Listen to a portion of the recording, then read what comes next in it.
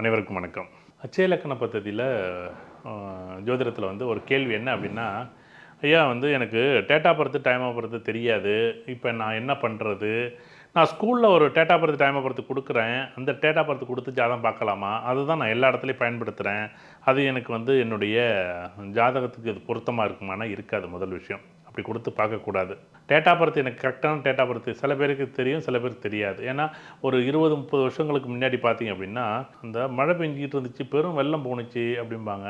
அந்த காலத்தில் இந்த பஸ்ஸு போன நேரத்தில் அந்த குழந்தை பொறந்துச்சும்பாங்க. அந்த ட்ரெயின் போன நேரத்தில் வந்தா சாயங்கால நேரம் அந்தி மசண்ட நேரத்தில் அந்த குழந்தை பொறந்துச்சு அப்படிம்பாங்க.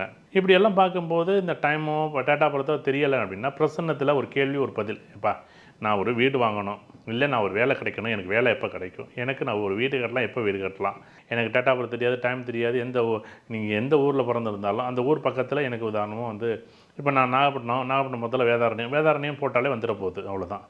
வேதாரண்யம் இப்போ உதாரணம் பிரசன்னம்னு மட்டும் எந்த ஊரில் இருக்கீங்களோ, இப்போ நான் வந்து உதாரணமாக வந்து நான் உதாரணம் உத்தரகாண்டில் இருக்கிறேன், அங்கே ஒருத்தட்ட நான் ஜாதகம் பார்க்குறேன், இல்லை அங்கே ஜாதகம் கேட்குறேன். அப்போனா அந்த பிளேஸ் ஆஃப் பர்த் இல்லை பிளேஸ் ஆஃப் விஷயங்களை எங்கே என்ன பண்ணணும் அப்படின்னா, நீங்கள் எந்த ஊரில் இருக்கீங்களோ அந்த ஊர், இப்போ கேட்குறவர் எந்த ஊரில் இருக்காரோ அந்த ஊருக்கு தகுந்த மாதிரி அந்த லொக்கேஷனை மாற்றிக்கணும் பிரசன்னத்தில் மட்டும். அது மட்டும்தான் முக்கியம். ரொம்ப நாளைக்கு முன்னாடி ஒரு ஜாதகம் பார்க்குறேன்.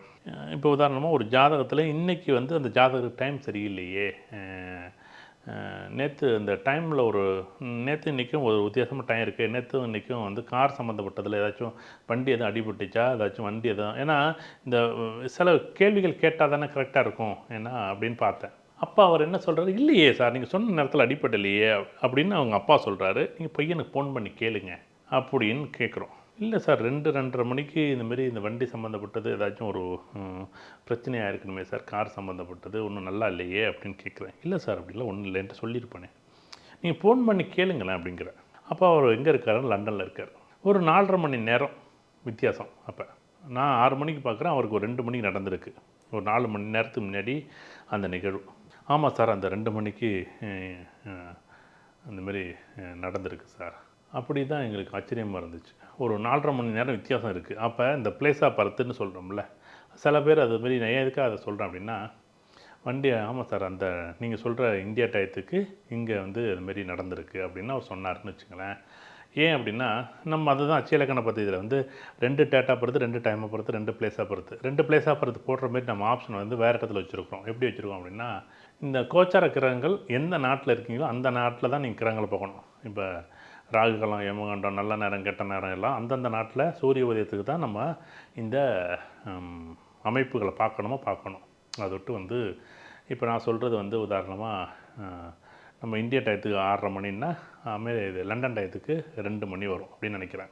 இந்த பிரசன்னம் கேட்கக்கூடியவர் எந்த ஊரில் இருக்கிறாருன்னு கேட்டுக்கணும். உதாரணமாக வந்து சென்னையில் இருக்கார், இல்லை சார் டெல்லியில் இருக்கார் சார். அப்போ அவர் வந்து ரேண்டமாக அந்த ஊரை மட்டும் மாற்றிட்டு ரேண்டமாக 120 நம்பர் கேட்டு போட்டுடலாம், இல்லை ரேண்டமாக ஒரு நம்பர் வச்சு நம்ம அவருடைய கேள்விக்கு பதில் சொல்லிடலாம். இல்லை எனக்கு date of birth, date of birth மட்டும் தெரியும், டைம் மட்டும் தெரியாதுன்னா தயவு செய்து போடக்கூடாது. பிரசன்னத்தை போட்டு பலன் சொல்லிடணும். பிரசன்னம் தான் இதுக்கு முடிவு. பிரசன்னம் தான் கேள்வி பதில் முடிவு பண்ணும். சார் பிரசன்ன ஜாதகத்தில் வந்து நடக்கும் நடக்காதுன்னு தான் சார் சொல்ல முடியும். ஆமாம், நடக்காதுன்னு ஃபஸ்ட்டு சொல்ல முடியும். இப்போ உதாரணம் அஸ்வினி நட்சத்திரம் 1ஆம் பாதத்தில் இப்போ திருமணம் நடக்குமான்னு ஒருத்தர் கேள்வி. என் டேட் ஆஃப் பர்த் கிடையாது, டைம் ஆஃப் பர்த் கிடையாது. ஆனால் என் பள்ளிக்கூடத்தில் ஒரு டேட் ஆஃப் பர்த் இருக்குமோ அந்த டயத்துக்கு போட முடியாது சொன்னது பிறகு ரேண்டமாக ஒரு நம்பர் சொல்லுங்கள் அப்படி சொல்லியாச்சு. அஸ்வினி நட்சத்திரம் 1ஆம் பாதம். இப்போ திருமணத்துக்கான வாய்ப்பு இருக்குது, கண்டிப்பாக நடக்கும். சரி, திருமணம் இப்போ நடக்கும் அப்படின்னா, இப்போ வந்து உதாரணம் கிரக பயிற்சிகள். இப்போ ராகு இது பயிற்சி ஆக போகுது.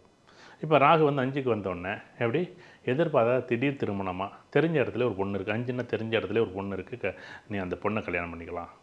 அவ்வளோதான் விஷயம். எப்போ அஸ்வினி நட்சத்திரம் 1ஆம் பாதம் கண்டிப்பாக ஒரு திருமணத்துக்கான வாய்ப்பு இருக்குது, உடனே பண்ணுங்க. அவ்வளோதான் விஷயம், அதை சொல்லலாம்.